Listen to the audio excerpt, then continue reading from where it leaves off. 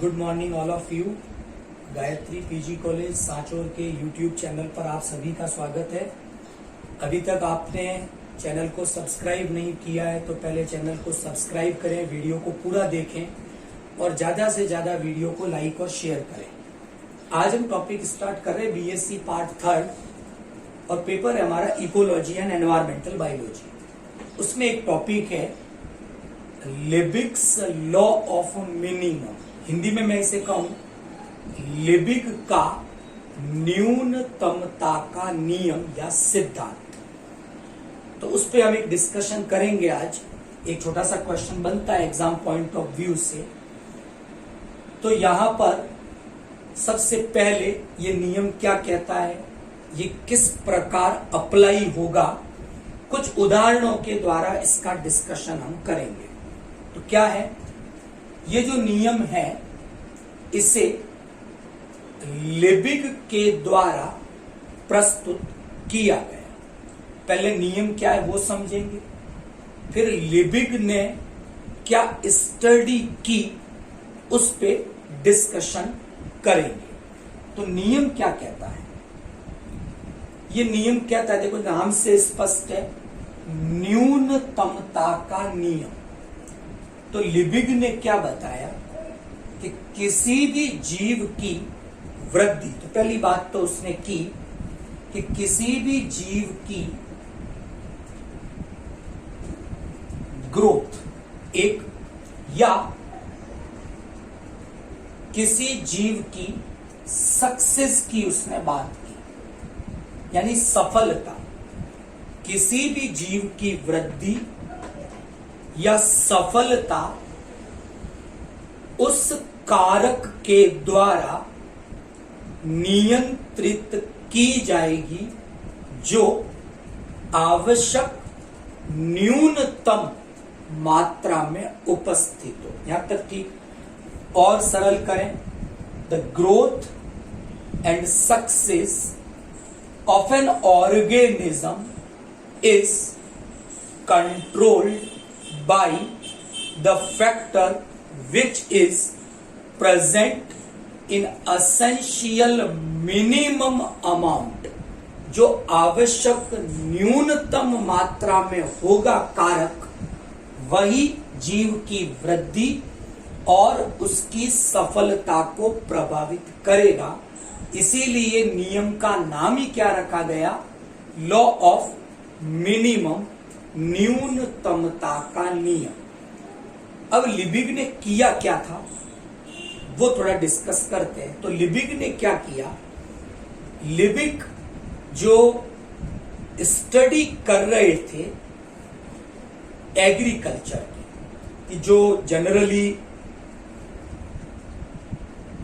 खेतों के अंदर फसलें उगाई जाती हैं, उस पर लिबिग अपना एक अध्ययन कर रहे थे। तो लिबिग ने देखा कि जो फसल है या जो प्लांट है उसकी वृद्धि के लिए और उसकी सफलता के लिए कई सारे कारक, फैक्टर मौजूद होते हैं। जैसे CO2 चाहिए, वाटर चाहिए, इसके अलावा मिट्टी में कई प्रकार के ऐसे सब्सटेंसेस या खनिज लवण भी मौजूद है, वो भी वृद्धि के लिए उत्तरदायी है। तो लिबिग ने अपने इस अध्ययन में ये बताया कि पादप की वृद्धि उन कारकों के द्वारा नियंत्रित नहीं होती जो अधिक मात्रा में मौजूद है। जैसे कार्बन डाइऑक्साइड खूब है वहां पर, वाटर की कोई कमी नहीं है वहां पर। तो पादप की वृद्धि डिपेंड नहीं करेगी वाटर की मात्रा पर, यानी जल की मात्रा पर, प्लस CO2 की मात्रा पर। लेकिन मिट्टी में जो पोषक तत्व है, जैसे जिंक का एक उदाहरण ले, वो कम मात्रा में है। तो जिंक पादप की वृद्धि को कंट्रोल करेगा, प्रभावित करेगा। तो अपने इस अध्ययन से लिबिग ने पहली बार ये निष्कर्ष निकाला कि पादप की वृद्धि उस कारक के द्वारा नियंत्रित होगी जो न्यूनतम मात्रा में उपस्थित है। यहां तक ठीक। तो लिबिग का ये छोटा सा प्रयास था। तो लिबिग ने ये लॉ ऑफ मिनिमम की अवधारणा सबसे पहले प्रस्तुत की। ओके, नाउ अब ये जो लिबिग का लॉ ऑफ मिनिमम है, इसे अगर हमें अप्लाई करना है, लागू करना है, तो दो स्थितियां बताई गई हैं, इनका होना आवश्यक है। तो ऐसा कहें कि इस प्रिंसिपल के या इस लॉ के दो सहायक नियम हैं, दो सब्सिडियरी प्रिंसिपल्स हैं। पहली बात हम यहां कर रहे हैं स्टेबल कंडीशन की, और दूसरी बात कर रहे हैं फैक्टर इंटरैक्शन की। एक एक एग्जांपल से समझे। स्टेबल कंडीशन को मैं अगर इजीली रिप्रेजेंट करूं तो यहां हम बात कर रहे हैं बैलेंस की, और वो बैलेंस किसके किसके बीच में है? इनफ्लो और आउटफ्लो के बीच में। अब किसका इनफ्लो और आउटफ्लो? एक तो बात करेंगे एनर्जी की, एनर्जी के इनफ्लो और एनर्जी के आउटफ्लो के बीच में बैलेंस होना चाहिए। दूसरा मटेरियल की बात करें, सब्सटेंसेस की, न्यूट्रिएंट्स की बात करें, तो जो मटेरियल है उनमें भी बैलेंस होना चाहिए इनफ्लो और आउटफ्लो में।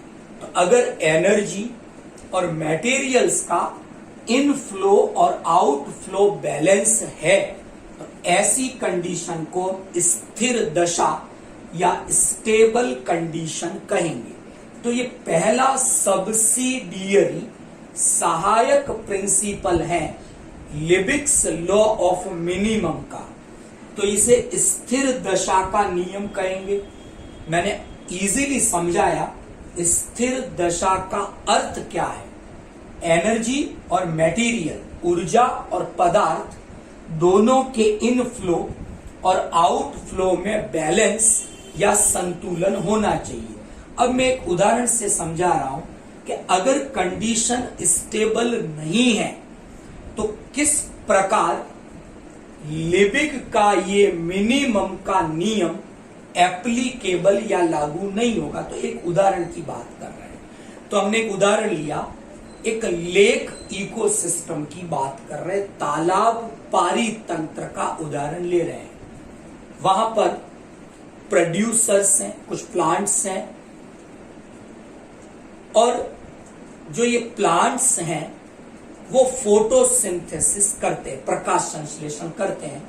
तो यहां पर जो लेक इकोसिस्टम में प्लांट्स हैं, पादप हैं, इनकी वृद्धि यानी प्रकाश संश्लेषण की क्रिया जो कर रहे हैं वो डिपेंड करती है कई कारकों के ऊपर। मैं उदाहरण ले रहा हूं, वाटर है वहां पर, नंबर 2 सनलाइट है वहां पर, सूर्य का प्रकाश, और उस पॉन्ड इकोसिस्टम में जब भी कार्बनिक पदार्थों का विघटन हो रहा है, मृत कार्बनिक पदार्थों का, तो CO2 मुक्त हो रही है, और पादप उस CO2 का उपयोग प्रकाश संश्लेषण के लिए कर रहे हैं। तो यहां पर इस उदाहरण में तालाब के पारितंत्र में जो हरे पादपों के द्वारा, उत्पादकों के द्वारा प्रकाश संश्लेषण की क्रिया हो रही है, वो निर्भर कर रही है न्यूनतम पर, और न्यूनतम वहां CO2 है। पानी की कोई कमी नहीं, सूर्य के प्रकाश में कोई कमी नहीं है। तो CO2 मृत कार्बनिक पदार्थों के विघटन से मिल रही है, तो वो न्यूनतम मात्रा में है, और इसलिए वो प्रकाश संश्लेषण की दर को, उत्पादन की दर को प्रभावित कर रही है। ओके, अचानक क्या हुआ कि उस तालाब में बाढ़ या तूफान आ गया, एक स्टॉर्म आया, और उसके कारण क्या हुआ, अधिकांश जीव जंतु, पादप नष्ट हो गए। मतलब अब मृत कार्बनिक पदार्थों की मात्रा उस लेक इकोसिस्टम में बढ़ गई। यानी CO2 जो पहले सीमाकारी थी, लिमिटिंग थी, न्यूनतम थी, वो अब न्यूनतम रही नहीं। यानी अब उत्पादन की दर किसी दूसरे कारक पर निर्भर रहेगी। तो स्टेबल कंडीशन का होना जरूरी है। अगर स्थिर दशा नहीं होगी तो इस नियम को अप्लाई नहीं किया जा सकता। इस लेक इकोसिस्टम के उदाहरण के द्वारा हमने इसे समझा। दूसरी जो सब्सिडियरी प्रिंसिपल है, सहायक सिद्धांत है, वो है कारकों की अंतःक्रिया का सिद्धांत, फैक्टर की इंटरैक्शन। क्या कहता है ये सहायक सिद्धांत? कि विभिन्न कारकों की आपस में अंतःक्रिया नहीं होनी चाहिए। अगर कारकों की अंतःक्रिया होगी तो किस प्रकार लिबिग का ये नियम लागू नहीं होगा, एक उदाहरण से डिस्कस करते हैं। बात कर रहे हैं मोलस्का जंतुओं की। तो मोलस्का जंतुओं के बारे में हम जानते हैं, पाइला यूनियो, इनके चारों ओर एक शेल, कवच उपस्थित होता है, एक हार्ड शेल प्रेजेंट है। जनरली ये मोलस्का क्या करते हैं? कवच के निर्माण के लिए कैल्शियम का उपयोग करते हैं और कैल्शियम कार्बोनेट से वो अपने शेल का, कवच का निर्माण करते हैं। अगर जहां वो मोलस्का पाए जा रहे हैं वहां कैल्शियम के साथ साथ अगर स्ट्रॉन्शियम अवेलेबल है और स्ट्रॉन्शियम ज्यादा मात्रा में है, लार्ज अमाउंट में है, तो मोलस्का क्या करेंगे? कैल्शियम की जगह कवच के निर्माण के लिए स्ट्रॉन्शियम का उपयोग करने लग जाएंगे। और ऐसी स्थिति में फैक्टर की इंटरैक्शन हुई, कारकों की अंतःक्रिया हुई और इस कारण लिबिग का लॉ ऑफ मिनिमम एप्लीकेबल नहीं रह जाता। तो दो सब्सिडियरी प्रिंसिपल डिस्कस किए, स्थिर दशा का नियम और कारकों की अंतःक्रिया का नियम। बात याद रहेगी। अब लिबिग के जो लॉ ऑफ मिनिमम का अगर मैं निष्कर्ष कहूं तो किसी भी जीव, यानी कोई भी जीव कहीं पर अगर उपस्थित है तो वहां कई सारे कारक पाए जाते हैं, लेकिन जो न्यूनतम मात्रा में जो कारक होगा वो जीव की वृद्धि और सफलता को नियंत्रित करेगा और उस कारक को लिमिटिंग फैक्टर या सीमाकारी कारक कहा जाएगा। बात ठीक? तो लिमिटिंग फैक्टर मिनिमम को कहा जाएगा लिबिग के इस नियम के अनुसार। यहां तक ठीक आपको समझ में आया होगा। इसी का सेकंड पार्ट अगले लेक्चर में हम डिस्कस करेंगे। वो जो नेक्स्ट पार्ट है वो है लॉ ऑफ टॉलरेंस का, सहनशीलता का नियम, जिसे एक दूसरे वैज्ञानिक शेलफोर्ड के द्वारा प्रस्तुत किया गया। तो नेक्स्ट लेक्चर में हम लॉ ऑफ टॉलरेंस, जो शेलफोर्ड ने प्रस्तुत किया, सहनशीलता का नियम, उसके बारे में डिस्कशन करेंगे। तो आई होप आज का टॉपिक जो लिबिग्स लॉ ऑफ मिनिमम था, बाद में टेलर नामक वैज्ञानिक ने इसे मॉडिफाई किया, क्योंकि लिबिग ने ये जो नियम दिया था वो आधारित था केवल पादपों की वृद्धि पर और पादपों की वृद्धि को प्रभावित करने वाले कारकों पर, क्योंकि लिबिग ने अपना अध्ययन केवल एग्रीकल्चर, यानी जो हमारे आसपास खेती के जो पादप उगाए जाते हैं उन्हीं पर आधारित था। टेलर नामक वैज्ञानिक ने बाद में इस अध्ययन को अन्य जीवों पर भी किया और टेलर ने इसे पादपों के साथ साथ अन्य सभी जीवों पर भी समान रूप से इसे लागू किया। तो दो वैज्ञानिक इस नियम से जुड़े हुए हैं। पहली स्टडी लिबिग की है, जिसने केवल इस नियम को पादपों के अध्ययन पर दिया। बाद की स्टडी टेलर की है, उसने पादपों के अलावा अन्य सभी जीवों पर भी इसे लागू किया।